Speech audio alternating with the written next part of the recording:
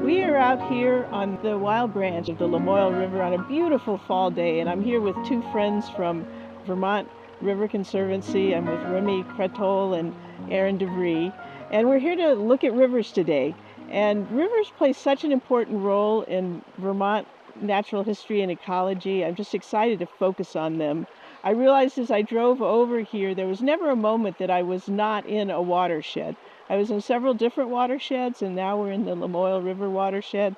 We're going to think about that concept of rivers being arteries and draining water off our landscape and through it today, and other things. And I know, Erin, this is an important year for Vermont River Conservancy. You are turning 30 as an organization, correct? Yes, and having lots of river tours in different parts of the state for people to understand more about rivers. Tell me more about what you do with Vermont River Conservancy. Sure thing, Alicia. So Vermont River Conservancy has been around for 30 years. This is our 30th year as an organization. We operate as a land trust. And what we do, our mission is to protect and restore rivers for people and wildlife. And we do that through many different ways. You mentioned river tours. That's where we get out and educate the public about the importance of rivers being these arteries in our landscape.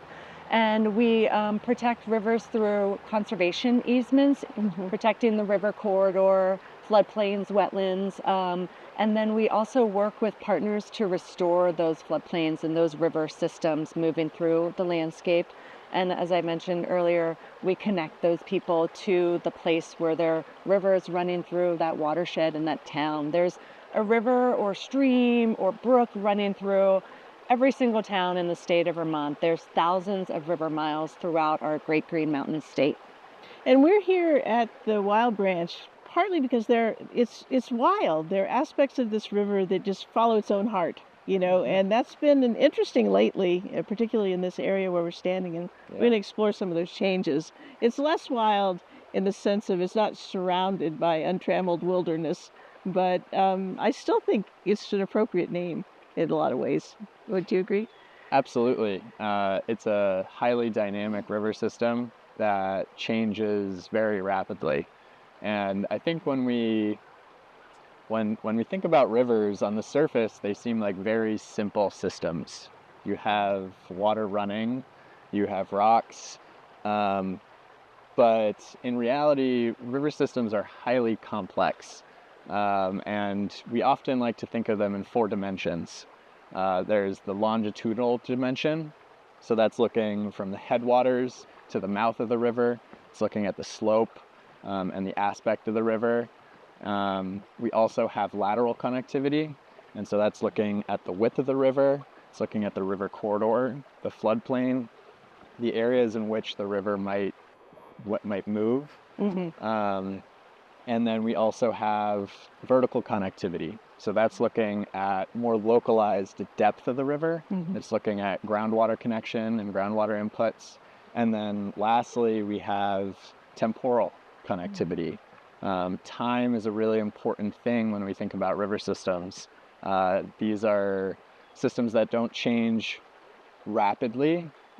Often they can, but time is a big aspect when we think about and we look at the river. Little pieces of sediment moving down the river, settling in different places. Over time, that has a significant impact and changes the river quite drastically. And we're about to see it's not always little particles, sediments. There are sometimes giant boulders that are moved by rivers, and we're going to look at some examples of that in a few minutes. But so, Erin, when you think about rivers and you think about the Wild Branch, what do you think about in terms of just where we're standing today and maybe how that changed through time? Yeah, I can't not be in any river system, but particularly this one here today on the Wild Branch without thinking about glaciers and 14,000 years ago, and how our landscape, we would be buried by a mile or more thick of ice above us. And over the course of those 14,000 years, these rivers have been, as the glaciers were melting, these rivers and the rocks and the glacial till, all of these like materials we're standing on right now were just kind of carving their fingers through the glaciers as they melted and forming our river valleys. So back to your, introduction of how rivers are like the arteries within our watersheds and in our landscapes. That was formed 14 plus thousands of years ago. And so now I'm standing here with no ice above me on a beautiful sunny day, standing on glacial till, looking at pretty steep river valley sides on both sides of me, and just thinking about how this river has been carved over the thousands of years to form this really wild branch of the Lamoille River watershed. Cool. And I see these rocks, and we're referring them somewhat as glacial till. They're sort of river alluvium now, but they came out of the till that was on the hillsides and have been sort of rolled and rounded a little bit to land where they are today. But I'm also struck, Erin, every time I look at a river map of Vermont, even earlier than that, how they, before the glaciers, carved the valleys that run through the mountains, and so I've heard it referred to as that our large rivers like the Lamoille are older than our mountains, because as the mountains grew up around them, they kept carving down. Exactly. Yeah, it's such, I don't think that's common in most states. No. I mean, I think it's kind of an unusual pattern. Yes, for New England and for Vermont itself, most definitely. It's just a cool story. Yeah. I have to tell you, just standing here with the two of you and hearing the river flowing past us, I'm just so jazzed to spend this day exploring, because I know both of you love rivers. And I think you once told me you're most at home with your feet in the river. Maybe that applies to you as well. And I'm kind of more terrestrial in my orientation, so I just love being around people that love water, just to feel their excitement. Yeah. So you're going to take us on a little bit of a tour of the nearby landscape. Where would you like to go next? I'd love for us to keep on this theme of how rivers change over time and how they change the landscape by exploring just around the bend here, something that's pretty exciting to see how the rivers have started to change and have changed in this particular place here. Okay, well, let's head on. Lead on.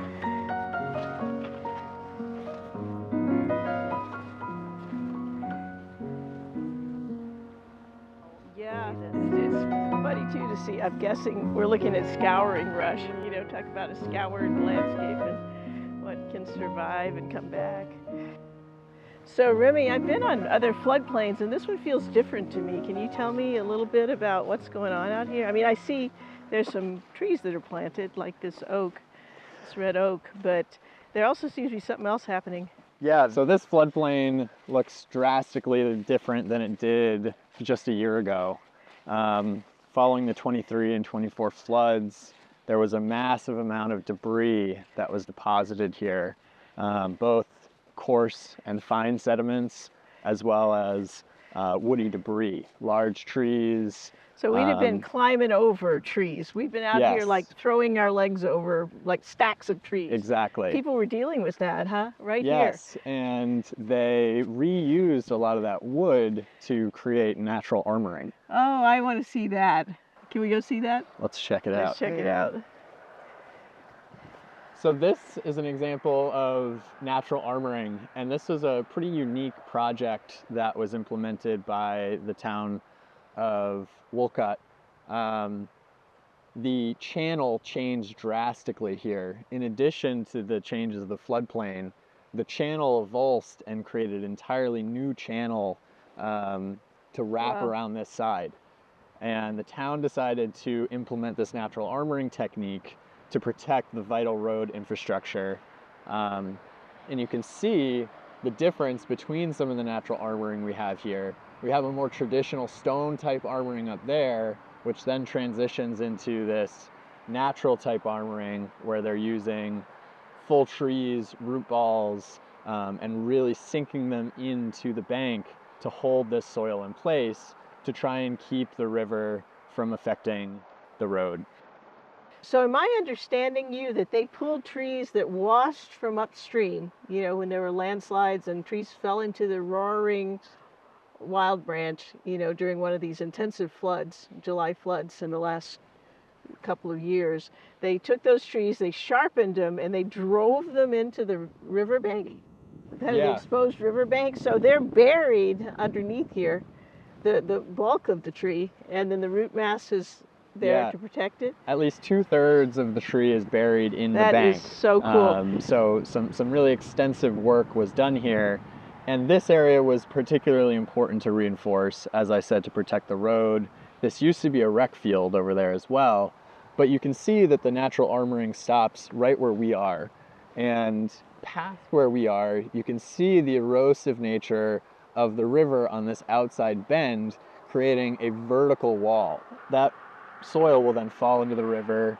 It'll settle out in other areas and create other depositional features, just like this huge point bar that we're looking at over here. Wow, that's intense. And were you saying too that these vertically driven logs are kind of just protecting the bank driven logs, just to extend the life of this natural armoring? Yes, exactly. So those are hammered down into the bed of the river to hold the horizontally driven root balls in place. That is so cool. And how long has this natural armoring technology been around? Do you know when the first project happened in Vermont? Like, are we talking These decades? are relatively new techniques. And in terms of engineering a lot of these projects, I'm seeing a lot more engineers and project managers resorting a little bit back to nature when they're designing these projects, using natural materials that are going to have less of an adverse effect if they are dislodged. They also tend to be more cost effective, and they provide really good aquatic habitat value. I know, like, the fish will swim in under the root balls, and Yep. that's so cool. And just to think that, I mean, you think back in our history as humans on the Vermont landscape, and people often built stone walls and cellar holes made out of stones right there. Right. And once again, these trees were right here. Exactly. And now they're using them to stabilize this part of the river channel. That's so cool. I love that. Can you tell me a little more about our history of river management and kind of what's gone on with the Wild Branch and other rivers and brooks in Vermont? The humans in general have a history almost as long as time when it comes to managing rivers for agricultural purposes, etc. But in Vermont specifically, about 150 years ago, it was an expectation that landowners would straighten their rivers, remove any wood or debris from it, and essentially keep their rivers as neat and tidy as possible. Interesting. Yeah. And unfortunately, when you straighten a river, it increases the force of the water. You're not getting to dissipate any of the energy through meander bends or woody debris that helps to slow that water down. And what happens is the river then starts to incise. Because it can't move out, it starts to cut down, and that disconnects it from its floodplain. What we see a lot in Vermont is after, the landscape was deforested in the late 1800s, almost 80% of Vermont forests were deforested. It exacerbated erosion. So rivers were moving all over the place after they'd been straightened for decades. And in addition to that, we have built our roads along river valleys. We've developed our town centers in floodplains and in river valleys. And it's created quite a conundrum for us in the modern day when we get these large storm events. Here we see North Wolcott Road behind us, and it runs along the Wild Branch for almost the entire length of the river. And what that does is it really constricts the floodplain. It also constricts the river corridor. So the river doesn't have as much space to move and shift over time as it would like. And because we need to protect the vital road infrastructure, we implement armoring techniques like the stone armoring up there, this newer sort of natural armoring technique that we're standing on right now. But humans have had a profound impact on rivers, and we continue to this day.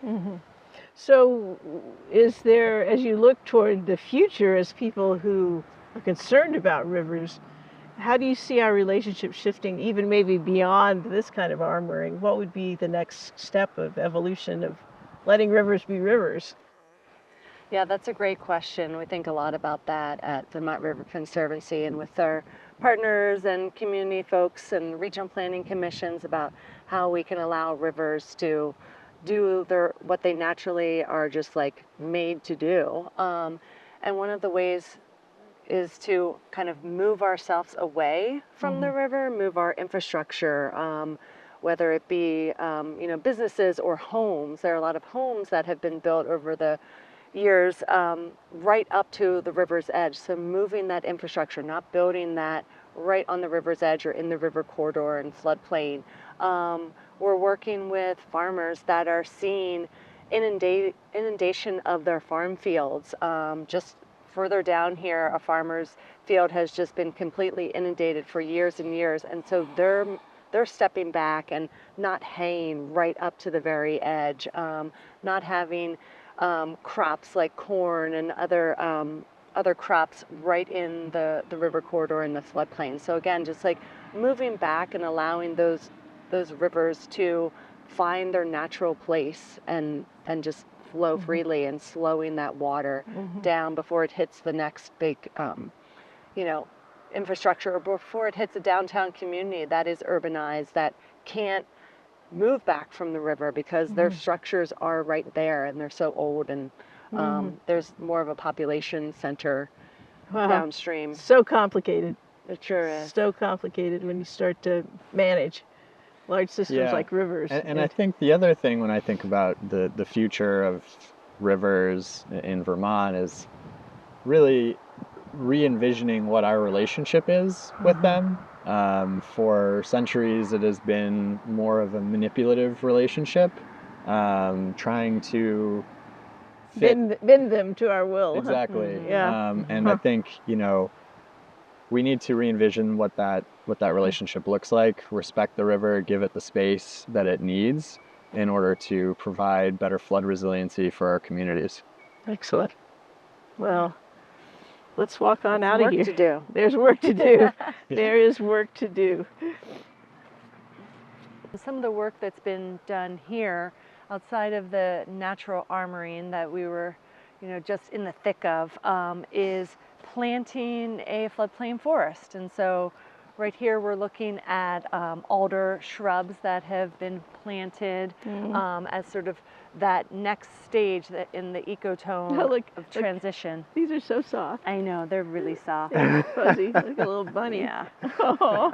I guess they're going to lose their leaves soon anyway, since it's fall. But these are looking great. They are. They do look good. Yeah. So just one species here, one kind of way to, again, slow that flow of water when the waters rise. So the vision is to come up through an alder shrubland into what's this part going to be? Well, we've got hemlock here. Yep. It looks like we've got some oak over here. I believe that's red maple. Right.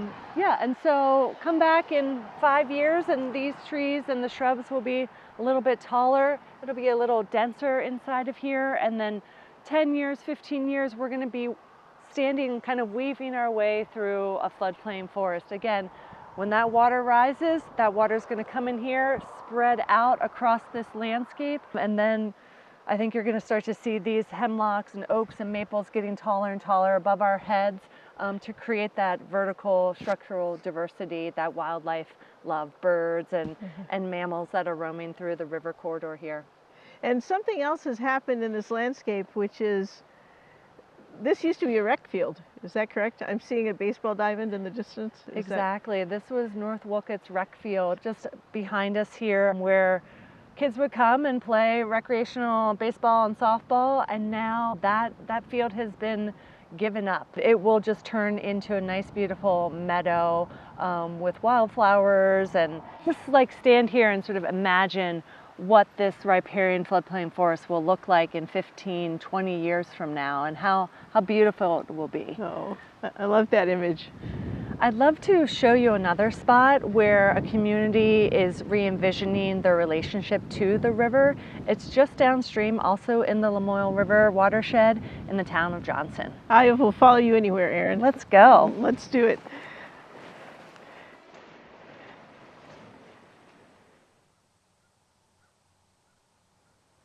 Erin, we've come here to Johnson because you've told me that this landscape has a different sort of vision for its use as a flood resilient floodplain. You know, how it's going to help Johnson in this age of climate change and what's going on with our rivers. What I'm noticing is this sign is old, so the property's been around and it looks like people access it. But there's some new plans going on. You know, we're standing here, we're going to walk along this bend of the river, the Lamoille River, and then out to this river access point. But as we go, there's stories to tell. There are stories to tell. Yeah, there's a backstory, kind of the history of this site and how it was used, and then a future story that the town of Johnson, the village of Johnson, are reimagining, re-envisioning their relationship with the river that runs through their community. So love to show you what they're planning to do here.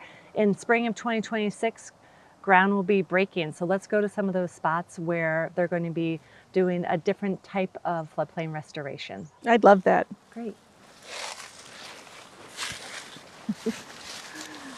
So ground will be broken in spring of 2026 for this floodplain restoration project. And for the last 2 years now, they've been working on 30, 60, 90, and final design, which requires a lot of back and forth engineering, looking at how the landscape is going to be shaped, and then actually going through the process of ensuring that there are no historic, pre-colonial, pre-contact artifacts on the site. So as we're walking, just be careful and mindful. There may be some pits that have been filled in that are a little sunken in, and that's just, again, a remnant of the work that they need to do to make sure that any artifacts, if they were found, were protected, and then to complete the process of designing the floodplain restoration, which we're headed to another spot now that will show all the work and material that's going to be taken out of this landscape that we're walking through.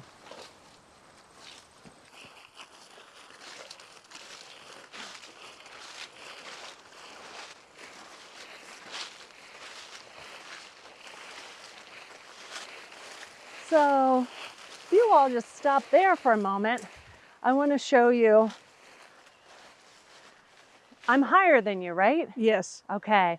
By about 3 or 4 feet? Yeah, and I saw places where this was even higher than that, like more like 8 feet. Exactly. As we were walking that pathway that we saw on the map there, we're walking essentially along the edge of this berm that was put in place by machinery that most likely pushed the material that is in the meadow there, or was in the meadow, up here to say, hey, you river, stay here. You're not going to access over here. We have stuff going on over here. You river, stay here. Mm-hmm. Let me show you that spot. Wow. Oh yeah, I see. And I see there's quite a drop down to the river. Is that part of this project, to smooth that drop out? Exactly. Yep. So they'll be removing this berm that's about 5 feet from that meadowland there. And so it's almost feels like you're on a railroad bed or something. Like exactly. It's raised above the surrounding landscape and just kind of in a line exactly. along the river. Yeah. Yep. So that's the berm. And then they'll do some benching so that when the river rises, it can come up into 1 or 2, tiers of bench. Mm-hmm. And then in big flood events, it can access this, and this will be sloped down by quite a bit, about 5 feet. They'll remove about 23,000 cubic yards of material along this stretch here. Wow. In order to create that nice natural floodplain forest. So we were involved in reviewing the design of the floodplain restoration, but a piece that we kind of take the lead on is protecting the river corridor, and we'll do that at the end of the restoration work when this is looking completely different than it looks now, by adding on a 100-foot riparian buffer to the new land that So cool. they've shaped. And that's through a conservation easement. We call it a river corridor conservation easement. So we work closely with the State of Vermont Rivers Program to build those conservation easements to protect the floodplain and the river corridor. Pathway will still be able to be within that 100-foot buffer, but that 100-foot buffer is protected. There can be no development, no buildings, no infrastructure, nothing. It's just for the river, that river corridor. Wow, that's so cool. And I heard as part of the design that they'll be leaving some of the really big trees that are around us, that they're just trying to create more of a sieve, you know, than a dam, so the water can come in through it, but there's no need to deforest it, Right. you know, to attain what they're trying to attain. So Exactly, these beautiful cottonwood trees, the box elders will go, but exactly as you said, like they want to be able to have the water kind of move around and eddy in and out, and these beautiful trees help to also hold up the banks. Yeah. So having those in place are important. And that's one of the things I love about your work is it's so thoughtful. There's just so much thought that goes into it, you know, to really try to, I'm going to say do the right thing, but, you know, just consider nature and work with nature and make it work. Yeah, thank you. Yeah, it's very science-based as well as being considerate of what the river needs. Instead of saying, no, river, you stay down here, Vermont River Conservancy is saying, river, come where you want to be, come where it's natural, and then working with the communities to consider how we shape that, and landowners as well. So the re-envisioning is partly that historically whoever owned this land was keeping it drier, but at the expense of water backing up into the town. Like it couldn't come into this floodplain and disperse the way it would have maybe more naturally done historically. That is correct. That's so Spot important. on. And it had a huge impact on Johnson. I remember seeing a news clip on Johnson, and people after the 2023 flood in July were canoeing down Main Street with no problem. You know, like the water was quite deep and it flooded their market, which still isn't open. It's not open and not likely to be open. The post office is also there. The wastewater treatment facility is Some right of the on houses are uninhabitable. The houses. Is this the town that moved their library to higher ground? This is, yep. That's the such town a of cool story. Johnson. Such a cool story. Is that a Stuck in Vermont episode? Do you remember? It is. So people should watch that episode that shows them rolling the library up to higher ground to preserve that building. Yeah. So when this project is done in spring, early summer of 2026, it will help for the next flood. It will help build resiliency in the downtown village center where there are those homes and those businesses. So hopefully they'll be less flooded, and then this area can flood all at once and spread the water out and let it sink in. In an ideal world, FEMA would be buying out the houses that are now condemned, essentially, that are uninhabitable. But things have kind of gotten mauled up in that arena. Exactly. Well, with the 2023 floods, there was hundreds of millions of dollars of damage done throughout the state of Vermont, and there's only so much money FEMA and our state has to buy out those properties. So our state emergency management is working with all of the communities that have been impacted to determine which ones really are, I don't want to say deserving, but really which ones rise to the top for really needing that buyout in order to, again, create green open space for those rivers to then flood and not flood out communities and leave people homeless. So it's kind of to be determined what happens with FEMA, but I know the state emergency management is working really hard with our legislators and will be next year to make sure that those buyout properties throughout the state are actually bought out and more green open spaces are created and more of these type of projects are completed. Are funded, yeah. So that, and it needs to be both and. Exactly. We need to help the people that need to move out of the floodplain, and we need to create more functioning floodplain to mitigate and this is all related to climate change. I mean, we're having more intense storms in closer proximity to each other than any time in history that's been recorded. You know, there are major flooding. Like when I was going through graduate school, 1927 flood, you know, like the big flood, and we've since had, that's still the biggest, but we've had several that did damage, certainly above and beyond that scale, because we're more settled and there's more infrastructure. And what we're seeing a lot of too is hyper-localized flooding as well. That is so interesting, We have isn't the it? 23 and the 24 floods, which have captured a little bit more attention, but even in the span of those 2 years, there have been localized flooding in Linden and the Passumpsic, on the North Branch of the Winooski River, in Worcester. So we're seeing these really highly localized events that are even more and more frequent Which is just where the water lands, you know, it's just where the clouds gather and let loose on the landscape. Well, thank you for your work. And I mean, look at what you're part of. Look at how beautiful this corridor is. Just to think of all the rivers in Vermont and all the beauty they contain. And, you know, we haven't really dug into what lives in them, but they're habitat, you know, for a lot of invertebrate animals and birds and fish and mammals, and they're just so central. You know, we talked about the arteries, they're kind of the lifeblood of habitat in Vermont. And how about humans? And humans. Let me show you how people access the river. Oh, let's go see that. I do want to know how to get down there, because this is a drop.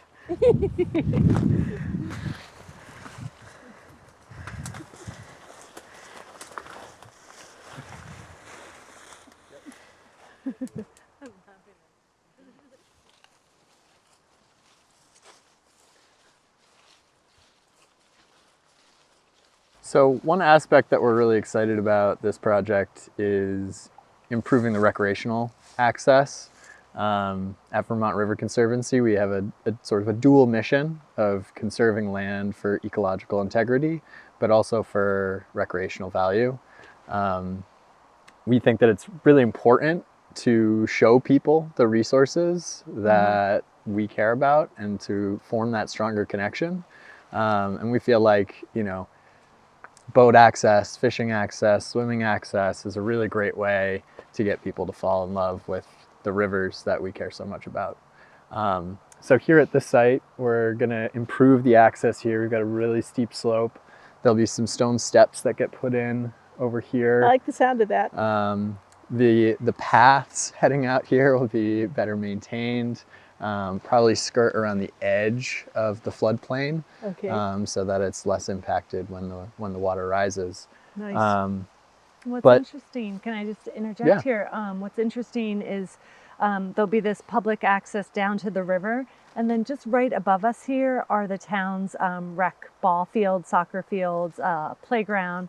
So when their kids are playing soccer up there, the grown-ups and other kids can come down here and walk the loop, or come down to the river and just throw rocks in it and just enjoy the natural beauty that is here in Johnson. And it's right on the rail trail. It is. Yep, so it's sort of part of a larger network of recreation for folks in the area. And you were telling me that Johnson has, or it's come out as a goal to be more of a recreation-based town.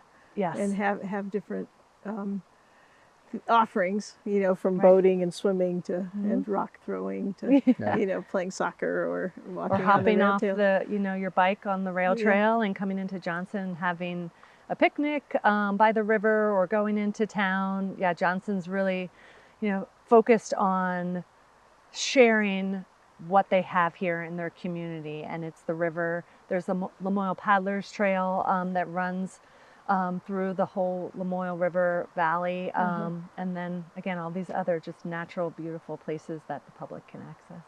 Well, it occurs to me, we've talked about rivers all day long. Is it possible to get in this river? Yeah, let's get our feet wet. All right, let's go down there. It's been a lot of fun spending the day with both of you, looking at rivers, and now standing in one. It's cool. It's cool in here. I have known both of you a long time. 20 years, Erin? 20 years, 20 years, 10 years, Remy, About. more or less. All being naturalists out there, doing things that are fun in the woods and in the rivers. Yeah, it was fun to get to know this area a little better. and I'm glad you suggested these two places. So thank you for joining us on this Vermont Master Naturalist hike. Join us next time and we'll have another adventure. And go find your river. Hi, I'm Erin De Vries, Co-Executive Director of Vermont River Conservancy. Our organization has been around for 30 years. Our mission is to protect and restore rivers for people and wildlife. You can become engaged in protecting and restoring your river by volunteering for a river day, participating in one of our river tours and river walks that we're having throughout the state of Vermont. You can donate to our organization. I just implore you to face your river, find enjoyment and solace there, and think about ways that you can help to protect and restore with us. Thank you.